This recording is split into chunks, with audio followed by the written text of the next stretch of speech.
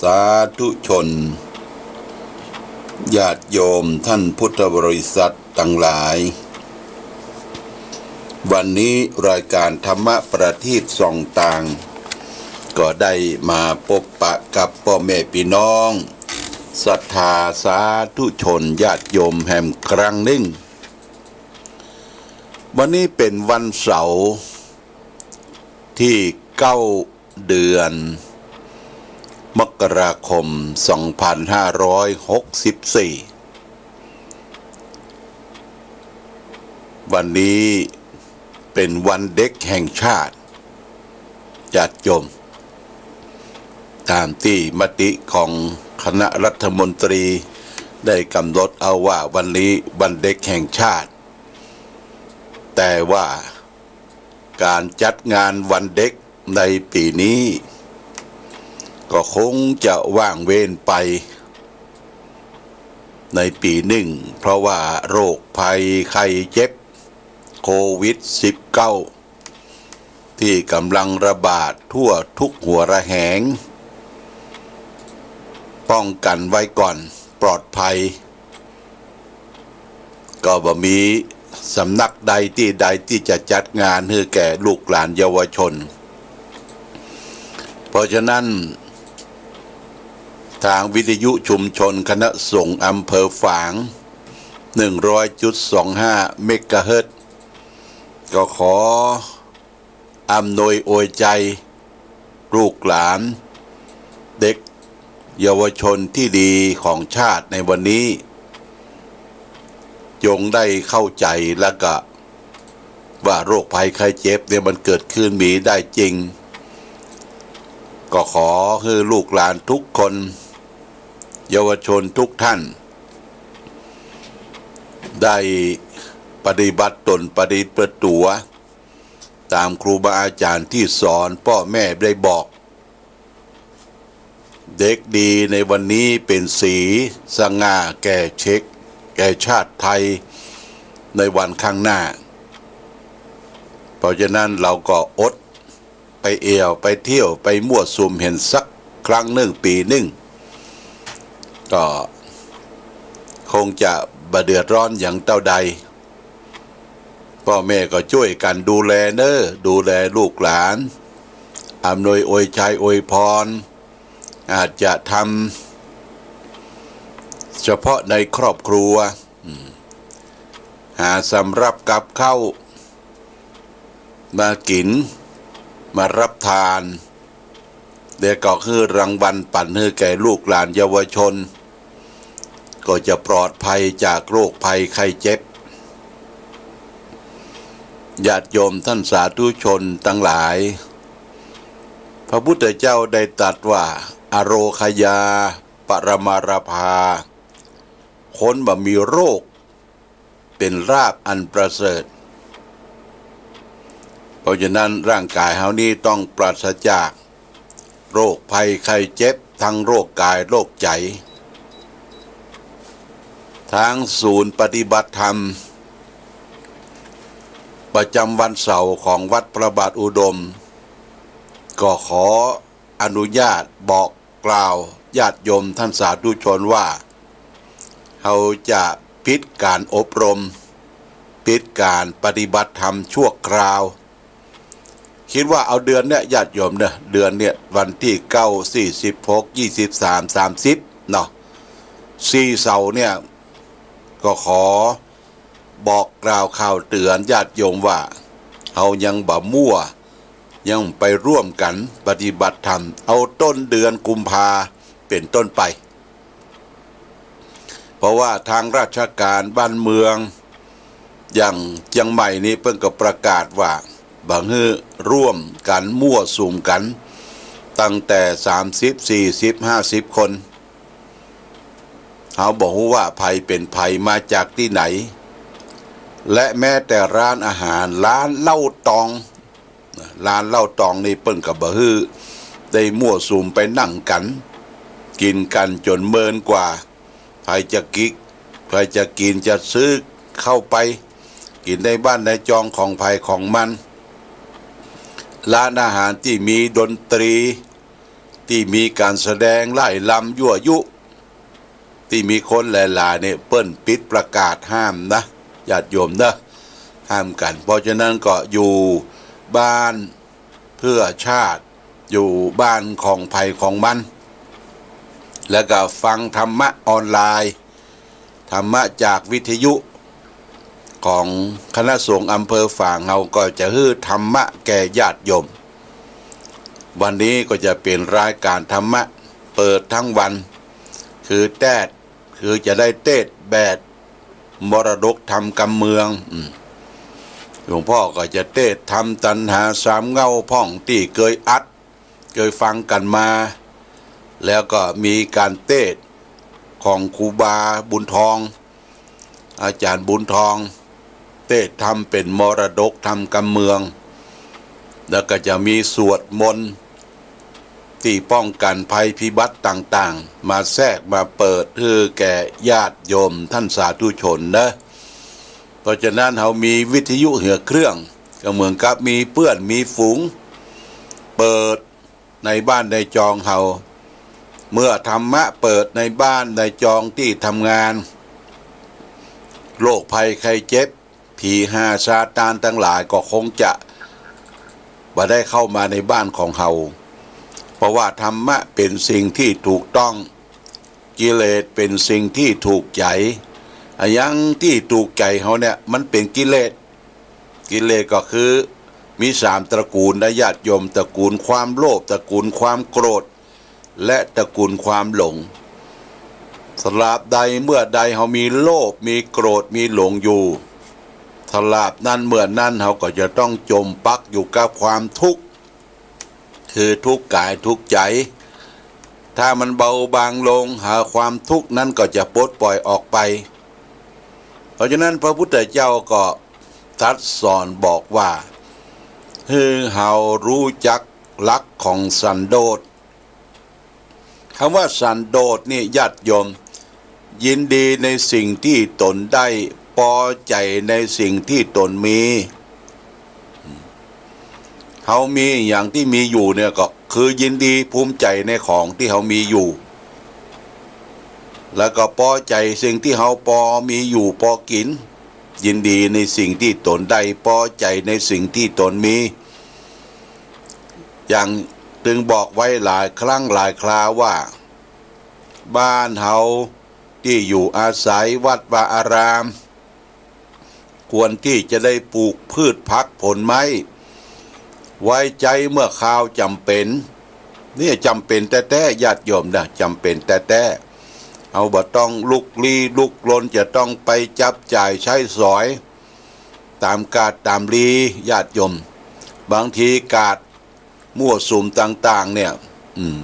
บ่ได้ตั้งลูกหลานก็บอกว่ากาดบางกาดเนี่ยเพิ่นจะห้าง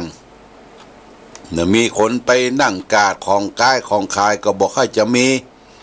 คนมันกลัวกันนะญาติโยมเนี่ยคนกลัวกันเพราะนั้นกลัวนี่ก็ดีละคือระวังให้มีสติสตังเนี่ยอย่างให้มีสติความระลึกได้รู้ตัวทั่วพร้อมนะรู้ตัวทั่วพร้อมอยู่บ้านอยู่จองอยู่วัดอยู่วาบัดนี้เพิ่งก็ถึงบัดนี้มนต์ไปไหนแล้วเนอะทุกเจ้าพระสงฆ์ก็ลบอยู่กับในวัดในวาที่เปิ้นนิมนต์เปิ้นก็คืนกันโลนะญาติโยมคืนกันโลบ่ฮื้อไปสวดมนต์บ่ฮื้อไปเทศธรรมบ่ฮื้อไปมั่วสุมกันจะเป็นสิ่งที่จะต้องปฏิบัติร่วมกันที่ทางสาธารณสุขได้ประกาศมันไม่ใช่ว่ากะทางบ้านเฮาญาติโยมทางประเทศต่างๆตะกี้ก็ได้ยินข่าวว่าประเทศมาเลเซียเนี่ยญาติโยมนะเปิ้นป่วยเปิ้นเจ็บเป็นเรื่องเฮามันอยู่ทางภาคใต้นี่นะวันหนึ่งพันกว่าคนเปิ้นเจ็บเปิ้นเป็นเปิ้นติดเชื้อโควิดเนี่ยประเทศมาเลเนี่ยที่เขาว่ากันนะประเทศเป็นเกาะก็มีอินโดนีเซียฟิลิปปินส์นี่ก็บ่ว่างเว้นแปลกเนอะแมงเนี่ยมันบินไปหมดมันติดไปหมดญาติโยมแมงโควิดเนี่ยมันติดไปหมดมันจะมาทดลองกับ คนอยู่ในโลกเนี่ยว่าคนจะโลกคนจะเบียดเบียนกันนะประเด็นนี้พอเลาะประเทศเฮาบ้านเฮาก่อนการมามีการมั่วสุมมีการเดินขบวนมีการเดินขบวนประเด็นนี้บัดได้ละญาติโยมนะจะไปมั่วสุมอยู่กันเป็นหมู่เป็นจุ่มละหลายร้อยคนบัดได้ละแมงนี่เข้ามาแมงโควิดเนี่ยมันมาปราบคนนะมาปราบคนแต่คนประมาทป้องคนยะหยังบ่ล้างบ่ช่วยบ่รักษาความสะอาดบ่ล้างมือล้างเจลไปไหนบ่ปิดปากปิดจมูกพ่องเนี่ยมันจะมาเอาแต่นะญาติโยมนะต้องระมัดระวังกันไว้เพราะฉะนั้นโครงการปฏิบัติธรรมประจำวันเสาร์ก็ของงดไปสัก4 เสาร์เนี่ยญาติโยมเนี่ยเอาสิ้นเดือนเนี่ยเนาะสิ้นเดือนมกราคมเพื่อป้องกันเหตุเพศภัยโรคภัยไข้เจ็บโควิด -19 เนี่ยป้องกันแต่ช่วยกันบ้านไผ่ที่ขายเหล้าตองหรือมั่วสุมกันเมื่อวันคนไปกินเหล้าเนี่ยเกินขวดนั่งเฝ้าเหล้าน่ะถมน้ำลายทุยท้ายเนี่ยญาติโยมลองไปถามคนที่เคยกินเหล้าน่ะถ้าสติสตังบอกให้มีละกินแล้วบอกกลัวยังถมน้ำลายแปดเปื้อนไปบางทีก็ก็อ้วกไปเลยเพิ่นก็ห้ามเนอะไปมั่วสุมกันที่ร้านเหล้าตองร้านเหล้าตองมั่วสุมกันในงานต่างๆเกิน50 คนขึ้นไปเนี่ยเปิ้นบ่ให้จัดงานถ้าจะจัดงานต้องขออนุญาตจากทางการบ้านเมืองจากท่านในอำเภอจากสาธารณสุขนี่ถ้าเปิ้นอนุญาตได้ถึงจัดได้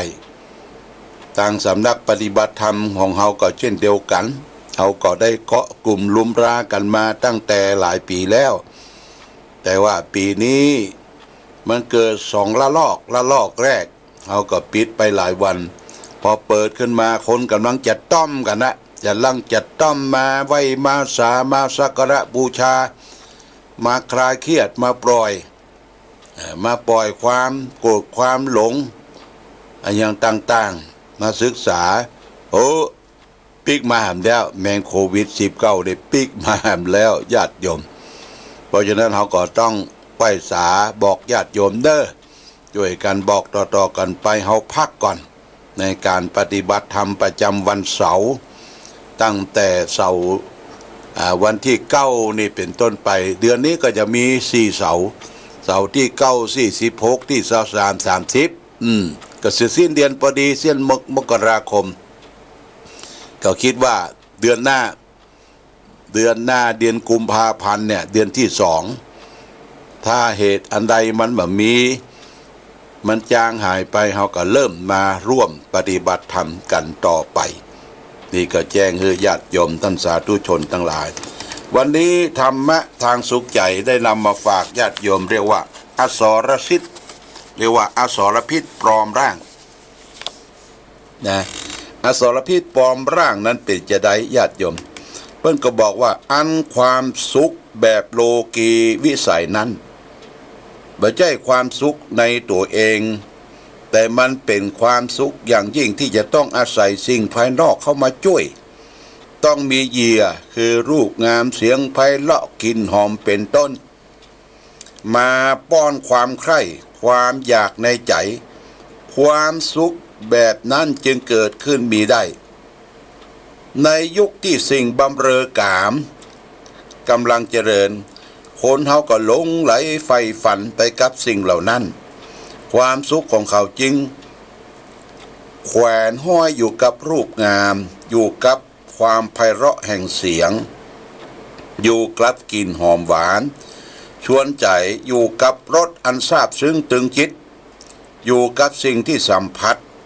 ความร้อนเย็นอ่อนแข็งเหล่านั้นยิ่งได้ป้อนเหยื่อให้แก่ความใคร่มากเพียงใดกามกิเลสก็จะโตวันโตขึ้นยิ่งขึ้นไปมากเพียงเท่าอันเดี๋ยวภัยเล่าจะมาเป็นประกันที่เพื่อจะให้สิ่งบำเรอกามเหล่านั้นอยู่กับเขาตลอดไป บ่มีภัยที่จะมากำจัดขอบเขตแห่งความใคร่มีความสิ้นสุดเพียงเท่านี้ได้จะมีอย่างมาปดปิดประตูอันกว้างใหญ่ของกามคืออิ่ม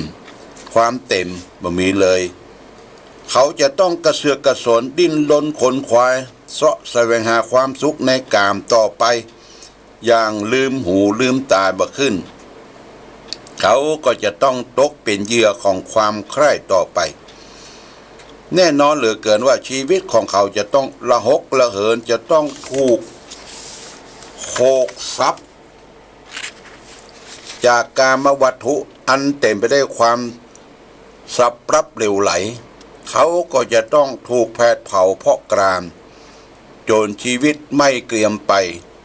ถ้าเขามีสิ่งบำเรอกามคือรูปงามเสียงไพเราะและกลิ่นหอมเป็นต้นเป็นจำนวนพันจำนวนหมื่นเขาก็จะต้องได้รับความทุกข์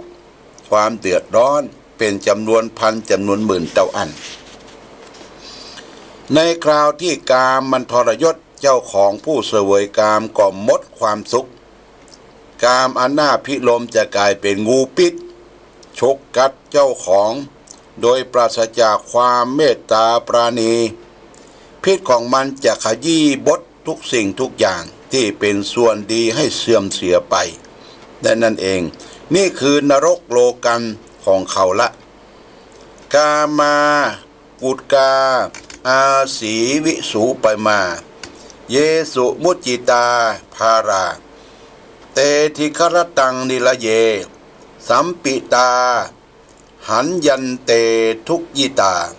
กามทั้งหลายเป็นของเผ็ดร้อนดุจอสรพิษเป็นสิ่งที่คนผู้หลงพิษกุมตัวลงมดอยู่กับมันอย่างบ่มีวันเดิมหน้าเดิมตาอ้าปากเขาก็จะต้องลำบากเพราะต้องแออัดอยู่กับภาวะที่เลว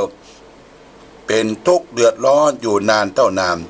นี้มาจากเถรีคาถาพุทธกนิกายเป็นคำสอนของพระพุทธเจ้าคำว่ากามเป็นของเผ็ดร้อนญาติโยมกามก็คือกามคูณ5นั่นน่ะคือรูปเสียงกลิ่นรสโผฏฐัพพะบางคน ไปหยอกไปล้อเปิ้นชอบถ่ายรูปถ่ายยางเอาเปิ้นมาเปรียบเทียบโอ้หน้ากี้ได้เหรองามแต่เนี่ยไปหยอกไปล้อเปิ้นเนี่ยเพื่อจะเอาตีนไปแกว่งหาเสาะหาต่างที่เดือดร้อนวุ่นวายญาติโยมพระพุทธเจ้าปึงจึงบำบัดปึงจะเรียกว่าคือมีศีลนะมีศีลที่จะกำจัดเรื่องของกามเนี่ยนะเรื่องของกามคุณ5เนี่ยข้อที่3กาเมสุมิจฉาจาราเวรมณีสิกขาปะทังสมาธิยามิคือสำรวมก็คือระวังในการกาเมเช่นของเปิ้นสวยเปิ้นงามลูกเมียเปิ้นสวยเปิ้นงามอย่าไปสลิดปิดป้างอย่าไปหยอกล้อเปิ้นบางทีมันบ่มองดูตัวเก่าตัวเองเท่าโกกโวก็ยังสลิดจิตใจมักมุ่นอยู่ในกามคุณญาติโยมนะบ่มองตัวเองตัวเก่าสารูปของตัวเองเป็นจะไรอย่างนี้เป็นต้น